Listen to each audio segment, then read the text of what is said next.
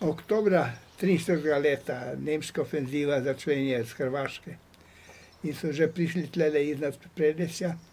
In v tem času v Predesju so imeli Madrončiča Mlinimo enega pomočnika, ali so tam zatekla ena skupina partizanov, ki se nekdo spomnil, pa je streljal gori proti Nemcem, in so Nemci streljali dole na Predesju in sva sreča niso nikoga pogodili, ampak to je posle bilo hudo, ker so Nemci prišli v Predesje, onda so tam napravili pretres in tam so dve ženske hčerke hteli, da maltene i družino, da jih pobijejo.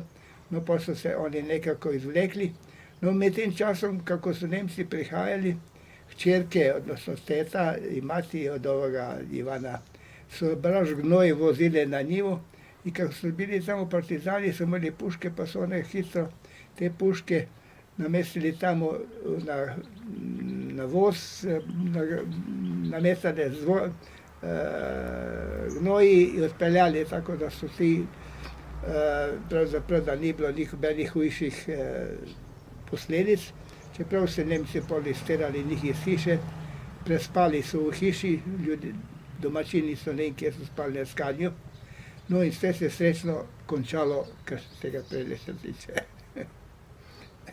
Boris, a se iz tega vdora Nemcev v Prelesje, konkretno Madroničev mlin, spominja še kakšnega detalja? A si ti to osebno videl ali je to pričevanje? Njihovih Madroničevih, to so oni, baš tale mati od Ivana, ona pripovedovala. Ampak zdaj, kar se tiče baš Prelesja iz tega časa, naša delegacija, ki je šla v Jajce na drugo zasedanje javno, je šla tle čez nekje tam, ker so šli doli, so šli tam nekje na Kolpi, ne vem točno kje, ker so se vračali. V Damlju so šli čez. So se vračali čez Prelesje. In pravijo, da je tam bil en član delegacije, so menda s konji, da je pal, da se za malo ni potopil. Da se srečno završilo.